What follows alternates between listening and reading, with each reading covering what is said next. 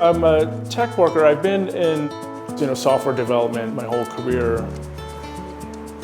I became interested in Tesla, which is around 2002 after all the dot-com stuff. The Tesla Roadster, I guess it was a light bulb moment. The main thing that grabbed me initially was this kind of futuristic looking sports car. The idea that you power a vehicle without gasoline. When it came out, it was quicker than the Ferrari 430, latest Ferrari at the time. The Roadster is truly the vehicle that sparked the EV revolution and is the first car that sort of opened the door to all the other possibilities to come. The first Tesla Roadsters, they started the production dates, I think from 2008, I think were the first ones, to 2011, I know were the final ones. I think it was like $90,000 or something like that. For the entire world, there were about 2,500 original Roadsters made because they had a contract with Lotus to produce that many bodies for them. From my understanding, there's maybe 1,500 surviving. Charge port connector. So you can see, up in the front there's no storage like a frunk, but when you open it up you can see there's a cooling fans for the AC are up in front and some electronics. So that's about it. And there is a trunk for storage. And I think they designed it specifically to fit golf clubs because a lot of people in California play golf. This part is actually the battery, and it's kind of L-shaped, so it goes underneath here. This one they call the power electronics module. It's sort of like the whole brains of the whole car. And then here it's an active cooling system. All Teslas have this active cooling system, so you can see this green liquid is constantly swirling throughout the battery pack to keep moderate the temperatures. I believe that it's eventually going to be a true collector's item. So that is just the exposed carbon fiber. It's a like a rolling work of art. That's it.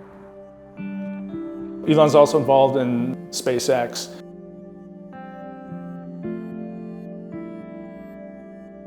It was, I believe, one of his original Tesla Roadsters, and they put a dummy in a flight suit,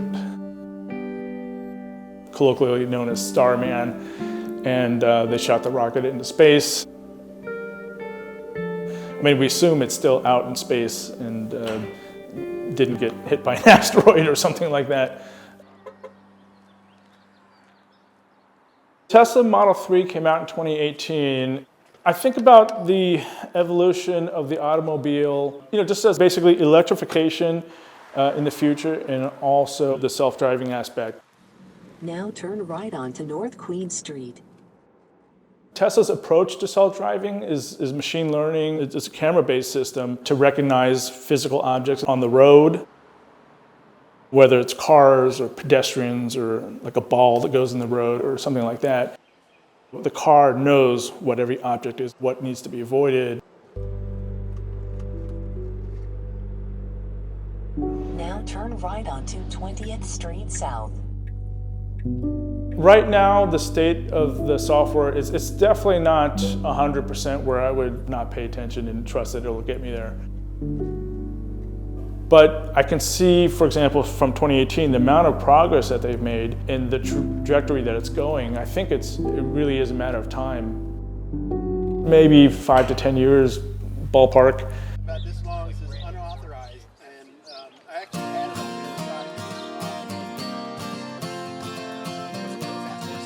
it. Cars and coffee, car enthusiasts, they like to meet up and show off their cars and talk about their latest upgrades they made. They have cars and coffee in California and Texas, everywhere. Sorry, I'm late. But I do notice that, now EVs are more prevalent, Teslas are more prevalent. The driving, the charging, the battery maintenance. So I met Kurt. He got a Roadster, I think shortly, yeah, maybe about 10 years ago or something. He had a different Roadster that he did get into, unfortunately, an accident, but then he got a second Roadster after that. I happened to be on rotation in the Bay Area in 2006 when they unveiled the car, and it was very easy back then to get into their press events because nobody knew who they were. And I was hooked. I was ready to go. You get hooked, but I remember thinking to myself, there's a very clear moment that, holy cow, this is the future. Right. This is the way driving should be. This is the way transportation should be.